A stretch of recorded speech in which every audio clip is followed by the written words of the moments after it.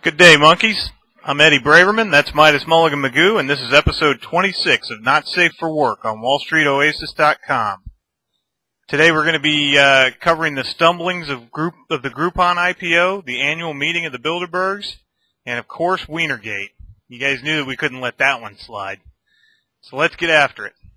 The amazing success of the LinkedIn IPO has caused a negative ripple effect through the whole Web 2.0 IPO market. Obviously, LinkedIn was mispriced, not owing to any real underlying value, but clearly an underestimation of the market hysteria for social media deals. And that mispricing has cast a laser focus on the purported valuations of all the upcoming Web 2.0 deals. Groupon filed an S1 that immediately got tongues wagging. They're estimating the value of the company at over $20 billion, which according to Forrester Research, there is no rational math that could possibly get anyone to the valuation Groupon thinks it deserves. The company's revenues were blatantly overstated in the S1. It'd be like eBay booking the revenue from the sale of your motorcycle on their own quarterly report. And now it looks like investors are running scared. On Friday, the company announced they were trying to sign 6 more underwriters, which makes me think they're having a really hard time getting the deal subscribed. Personally, I think they should just drop back and punt, call off the IPO, restate their revenues, and try again 6 months from now with a more realistic valuation. Otherwise, the market is just going to clobber the stock on the open. What do you think, dude? I think they need to hire one of the Gaddafi sons as a consultant because, if Goldman will take their money and not yours, then you really got to suck, right? So, honestly, I think it's a major mistake we're going to go public at this point, or ever, perhaps. As we mentioned on a previous NSFW episode, Groupon equals coupon book business. Old school, simple. Since so many Groupon coupons have had the adverse effect of bringing in new customers to the specific business who just pick up the discount and never come back, their business model is not necessarily something that's going to appeal to people looking to invest. We still don't know really if in this day and age if it's scalable at all.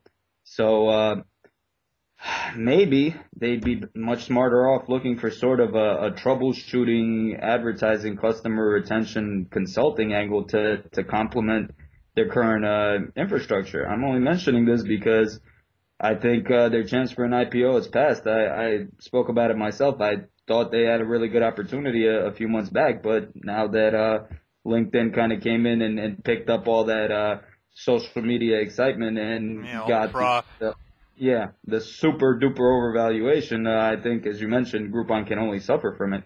So since they should have taken the $6 billion from Google and called it a day. Yeah. In this case, in this situation, I would just sit back, relax, and then work on improving their business. I think that's all they can do it. There's no other way about it. Yeah. Well, the past few days have been the annual meeting of the Bilderberg group, the masters of the universe who pull all the strings in the modern world. Now, I have to admit. Why do you think I have a mask, baby? Oh, are you ducking out of a meeting right now to do NSFW? Nobody loves the conspiracy theory more than I do. And when you get a bunch of elite Dracula. Right. You get a bunch of elite ass bags together at a secret location every year to decide the fate of the world, it makes the hairs on the back of my neck stick up. This year it's being held in my neighboring Switzerland. The location got outed early, and there have been a lot of protesters. Some Swiss politicians are even supposedly showing up to call for the arrest of Henry Kissinger for war crimes. Realistically, I think the meetings are probably just self-congratulatory bullshit and don't actually accomplish much. But the hardcore conspiracy guys will insist that the meetings set the tone for the political agendas of the world for the following year. Based on what I've seen of the attendee list from years past, I kind of doubt that. But since I've yet to be invited, I can't say for certain. I'm just hoping they're being served salads with German cucumbers and sprouts before every meal. Midas?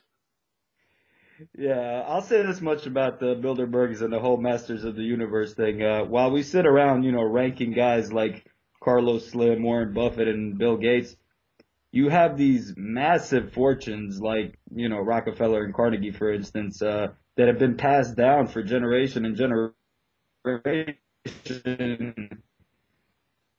And these trusts have so much more money in them than any billionaire of today's day and age that there are probably dozens, if not hundreds of people in the world that we don't know about just because they're not advertised, who are the people we think of as being extremely rich.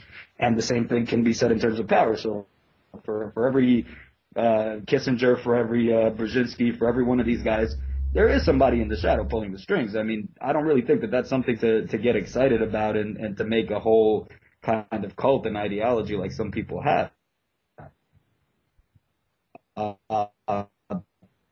That being said, to believe that life can be a year in advance when you can't even do that in terms of your own personal, simple affairs is ridiculous. I mean, there's so much planning, maneuvering, not to mention a great deal of circumstance and luck involved in any major event around the world, that taking that conspiracy theorist point of view it's just plain stupid. I mean, it's as stupid as ignoring the fact that there are some conspiracies. But, the Bilderbergs do exist. The Trilateral Commission does exist. The Council of Foreign Relations does exist. Do they have a big impact on global affairs? Yeah. But will that really make a big difference? I'm not really sure. But one thing I am sure about, they need to eat some German pickles. Right about now. Remain calm, citizen. All is well. All is well. All right. Well, you guys knew we had to do Weinergate. That's just too much concentrated fail for us to leave it alone. What a dick. No pun intended. If any of you are stupid enough to think that anything you do online is secure, I'm here to tell you that it isn't. Now, I think you can reasonably expect to go to your grave without another living soul knowing about your predilection for interracial midget porn. But the minute you involve another live human being in your twisted shit, you're done. I realize that politicians aren't exactly the cream of the crop, but I don't get how anybody could vote for someone this fucking stupid ever again. It's not a morality issue, it's a stupidity issue. If you email a picture of your garbage to some chick you've never met on the internet, you can bet your ass that it's going to come back to bite you. And that's if you're just Joe Shit the Ragman. If you're an actual sitting congressman, what the fuck do you think is going to happen? So now he's off to rehab. I swear government becomes more like Hollywood every day. So I guess he does a stretch in rehab, and when he emerges in a couple weeks, he's no longer a pervy douche. Whatever. What do you think, Midas? Well, I think Republicans fuck men in toilets at truck stops, and Democrats fuck really ugly chicks and send pictures of tiny dicks. Yeah, the guy is lame and everything, but that said, I'm not so sure he really did anything wrong. I mean, there's no harassment issues. There seems to be clear consent between two adults. I mean, you make government to vote for the Democrats, you do it if you vote for the Republicans. I mean, don't you want your politicians to be rock stars and athletes and to go around bagging groupies and so forth? I mean, ain't it cool that he's out there being a playboy? All part of the same machine, right? I mean, no, I don't disagree with that. But at the same point, he's a product of the machinery. You know what I mean? Like, they're constantly running ads in the New York Post with this guy, dating some new hot chick, and they're glorifying it. They're encouraging it. If you want these guys to act honorably, respectfully, like politicians should, make it clear to them from day one that they can't get away with that bullshit. You can't be showing up to a different charity event with a different chick every night and then not and be surprised when something like this happens. I mean, we're talking about systems here, I beg your pardon, symptoms here, and we need to be curing the disease, and we full well know that's not going to happen. So the guy's a jerk off. He's going to go to rehab. He's dead people, and we're going to feel bad for him, and we're going to glorify him because he got into contact with his addiction and fought it and beat it, and get the fuck out of here. Right. All right, man. Well, I don't, aside from the book recommendation I made on the site yesterday, which is the Other Side of Wall Street, fantastic book. You should definitely check it out. What do you got?